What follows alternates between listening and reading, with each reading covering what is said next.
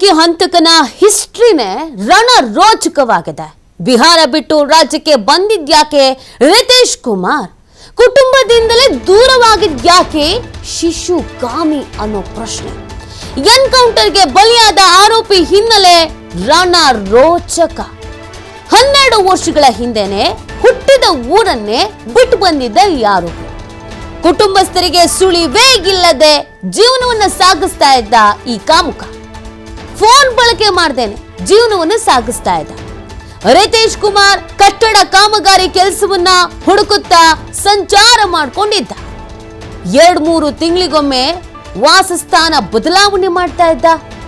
ಬೇರೆ ರಾಜ್ಯಗಳಲ್ಲೂ ಈ ರೀತಿ ಕೃತ್ಯವೆಸಗಿರುವಂತ ಶಂಕೆ ಸದ್ಯಕ್ಕೆ ವ್ಯಕ್ತವಾಗ್ತಾ ಇದೆ. ಹುಬ್ಬಳ್ಳಿ ಪೊಲೀಸರಿಂದ ಹಲವು ರಾಜ್ಯಗಳಿಗೆ ಮಾಹಿತಿಯನ್ನ ನೀಡಲಾಗಿದೆ. ನೋಡಿ, ಈತ ಯಾರು, ಈತನ ಹಿನ್ನೆಲೆ ಏನು, ಇದೆಲ್ಲದ್ರ ಬಗ್ಗೆ ಪೊಲೀಸರು ಇದೀಗ ಬೆನ್ನು ಬಿದ್ದಿದ್ದಾರೆ. ಇಂಚಿಂಚು ಮಾಹಿತಿಯನ್ನ ಕಲೆ ಹಾಕ್ತಾ ಇದ್ದಾರೆ. ಈತ ಯಾವ ಊರಿನವನು? ಬಿಹಾರದವನು. ಇದೊಂದನ್ನ ಹೊರತುಪಡಿಸಿ ಇನ್ಯಾವುದೇ ರೀತಿಯಾದಂಥ ಮಾಹಿತಿ ಸಿಗ್ತಾ ಇರಲಿಲ್ಲ. ಕಾರಣ ಏನು ಅಂತ ಅಂದ್ರೆ ಎಲ್ಲರಿಂದಲೂ ಅಂತರವನ್ನ ಕಾಯ್ದುಕೊಂಡು ಬದುಕ್ತಾ ಇದ್ದ. ಫೋನ್ ಕೂಡ ಬಳಕೆ ಮಾಡ್ತಿರ್ಲಿಲ್ಲ. ತನ್ನ ವಾಸಸ್ಥಾನವನ್ನ 2-3 ತಿಂಗಳಿಗೊಂದ್ಸತಿ ಬದಲಾವಣೆ ಮಾಡ್ತಾ ಇದ್ದ. ರಾಜ್ಯದಿಂದ ರಾಜ್ಯಕ್ಕೆ ಹಾರ್ತಾ ಇದ್ದ. ಎಲ್ಲ ಕಡೆಯಲ್ಲೂ ಕೂಡ ಇದೇ ತರದ್ದು ಪೈಶಾಚಿಕ ಕೃತ್ಯವನ್ನ ಮಾಡಿರಬಹುದು ಅನ್ನೋ ಅನುಮಾನವನ್ನ ಸದ್ಯಕ್ಕೆ ವ್ಯಕ್ತಪಡಿಸಲಾಗ್ತಾ ಇದೆ. ಈತನ ಜಾಡು ಹಿಡಿದು ಹೊರಟ ಪೊಲೀಸರಿಗೆ ಅನೇಕ ರೀತಿಯಾದಂಥ ಸುಳಿವು ಸಿಗ್ತಾಗಿದೆ. ಈತ ಶಿಶು ಕಾಮಿ ಅನ್ನೋದು ಈ ಹುಬ್ಬಳ್ಳಿಯಲ್ಲಿ ಗೊತ್ತಾಗತ್ತೆ. ಆದರೆ ಇದಕ್ಕಿಂತ ಮುಂಚೆ ಈತ ಎಲ್ಲಿದ್ದ, ಅಲ್ಲಿ ಏನು ಎಡವಟ್ಟು ಮಾಡ್ಕೊಂಡಿದ್ದ ನೋಡಿ. ಸಾಮಾನ್ಯವಾಗಿ ಬಿಹಾರದವರು ರಾಜ್ಯಕ್ಕೆ ಕೆಲ್ಸಕ್ಕೆ ಬರ್ತಾರೆ ಅಂತಂದ್ರೆ ಗುಂಪಾಗಿ ಬರ್ತಾರೆ. ಆದರೆ ಇವನು ಯಾವುದೇ ಗುಂಪು ಜೊತೆಗಿರ್ಲಿಲ್ಲ, ಒಬ್ಬಂಟಿಯಾಗಿದ್ದ.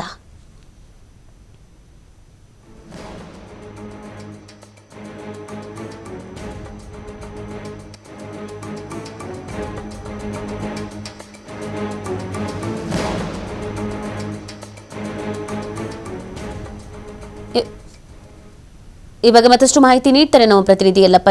ಈತನ ಬಗ್ಗೆ ಭಯಾನಕವಾದಂತ ಸುಳಿವುಗಳು ಸಿಕ್ತಿದ್ದ ಪೊಲೀಸರಿಗೆ ಅಂತ ಹೇಳಲಾಗ್ತಾ ಇದೆ. ಈತನ ಹಿನ್ನೆಲೆ ಹುಡುಕಿ ಹೊರಟಂತ ಪೊಲೀಸರಿಗೆ ಏನೇನು ಮಾಹಿತಿ ಸಿಕ್ಕಿದೆ ಅಂತ?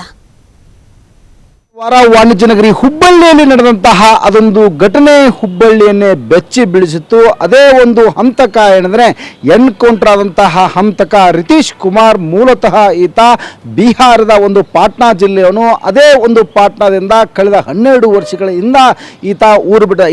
ಏನು ಈತನ ಹಿಸ್ಟರಿ ಏನಿದೆ ಆ ಹಿಸ್ಟರಿನೇ ಇಲ್ಲಿ ಅಂತ ಒಂದು ಭಯಾನಕವಿದೆ.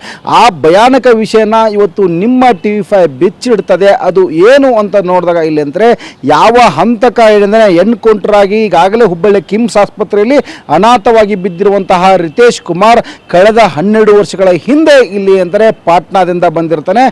ಕಳೆದ 12 ವರ್ಷಗಳಿಂದಲೂ ಸಹಿತ ಇಲ್ಲಿ ಅಂದರೆ ಆತನ ವಾಸ ಎಲ್ಲಿ ಅಂತಾರೆ ಯಾವ ಇಲ್ಲಿ ಅಂದರೆ ಪ್ರಮುಖ ಪಟ್ಟಣಗಳಿರ್ತವೆ ಆ ಪಟ್ಟಣಗಳನ್ನು ಹುಡುಕಿಕೊಂಡು ಹೋಗೋದು. ನಿರ್ಮಾಣ ಹಂತಗಳ ಏನು ಕಟ್ಟಡಗಳಿರ್ತವೆ ಆ ಕಟ್ಟಡಗಳಲ್ಲಿ ಸಣ್ಣ ಪುಟ್ಟ ಕೂಲಿ ಕೆಲಸ ಮಾಡಿ ತನ್ನ ಉಪಜೀವನವನ್ನು ಸಾಗಿಸ್ತಾ ಇರೋದು. ಆದರೆ ಈಗ ಆತ ಪೊಲೀಸ್ ವಿಚಾರಣೆ ವೇಳೆ ಯಾವಾಗ ಇಲ್ಲಿ ಅಂತಂದರೆ ಪೊಲೀಸರಿಗೆ ಯಾವಾಗ ಅತಿಥಿ ಆಗ್ತಾನೆ, ಅತಿಥಿ ಆದ ನಂತರ ಇಲ್ಲಿ ಅಂದರೆ ಕೆಲವೊಂದಿಷ್ಟು ವಿಷಯಗಳನ್ನು ಭಯಾನಕ ವಿಷಯಗಳನ್ನು ಬಿಚ್ಚಿಡ್ತಾನೆ. ಆ ಭಯಾನಕ ವಿಷಯಗಳಂದರೆ ನಾನು 12 ವರ್ಷಗಳಿಂದ ಊರತ್ತನೇ ಹೋಗಿಲ್ಲ, 12 ವರ್ಷಗಳ ಹಿಂದೆ ನಾನು ಊರನ್ನು ಬಿಟ್ಟಿದ್ದೆ. ಊರು ಬಿಟ್ಟು ಇಲ್ಲಿ ಅಂದರೆ ಈಗ ಅಂತಂದರೆ ಯಾವ ನಗರಗಳಿರ್ತವೆ ಆ ನಗರಗಳಿಗೆ ಹೋಗೋದು, ಕೂಲಿ ನಾಲಿ ಮಾಡೋದು, ನನ್ನ ಜೀವನವನ್ನು ಸಾಗಿಸುವಂಥ ಕೆಲಸವನ್ನು ಮಾಡ್ತೇನೆ.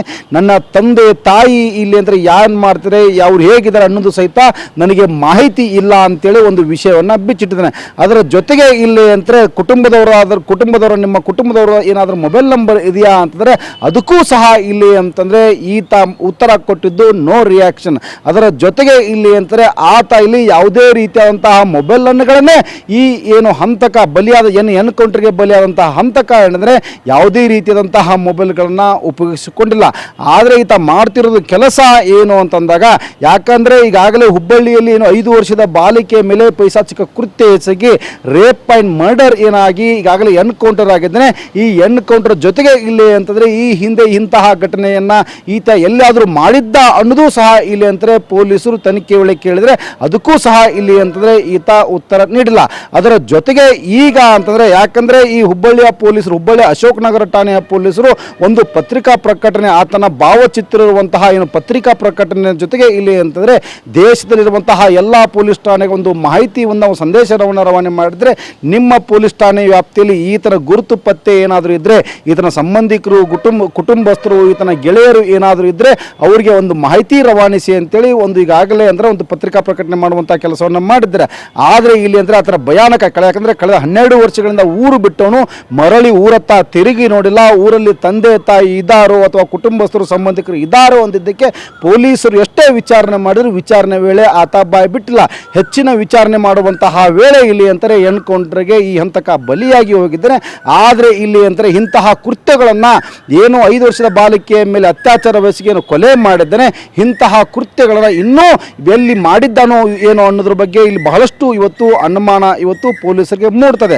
ಇದೇ ಒಂದು ಕಾರಣಕ್ಕೆ ದೇಶದ ಎಲ್ಲ ಪೊಲೀಸ್ ಠಾಣೆಗಳಿಗೂ ಈತನ ಬಗ್ಗೆ ಏನಾದರೂ ಮಾಹಿತಿ ಇದ್ದರೆ, ಈತನ ಬಗ್ಗೆ ಏನಾದರೂ ನಿಮ್ಮ ಪೊಲೀಸ್ ಠಾಣೆಯಲ್ಲಿ ದೂರುಗಳಿದ್ದರೆ ನಮಗೆ ಒಂದು ಅಶೋಕ್ ನಗರ ಪೊಲೀಸ್ ಠಾಣೆಗೆ ನೀವೇನಾದರೂ ಒಂದು ಸಂದೇಶವನ್ನು ಕೊಡಿ, ಮಾಹಿತಿಯನ್ನು ಕೊಡಿ ಅಂತೇಳಿ ಈಗಾಗಲೇ ಒಂದು ಇಲ್ಲಿಂದ ಮೇಲ್ಗಳ ಮುಖಾಂತರ ಮತ್ತು ಈಗಾಗಲೇ ಅದನ್ನು ಪತ್ರಿಕಾ ಪ್ರಕಟಣೆ ಮುಖಾಂತರ ಮತ್ತು ಆಯಾ ಕಂಟ್ರೋಲ್ ರೂಮ್ಗಳಿರ್ತವೆ, ಆ ಕಂಟ್ರೋಲ್ ರೂಮ್ ಮುಖಾಂತರ ಒಂದು ಸಂದೇಶವನ್ನು ಮತ್ತು ಮಾಹಿತಿಯನ್ನು ಕೇಳುವಂಥ ಕೆಲಸವನ್ನು ಹುಬ್ಬಳ್ಳಿ ಪೊಲೀಸರು ಮಾಡಿದ್ದಾರೆ.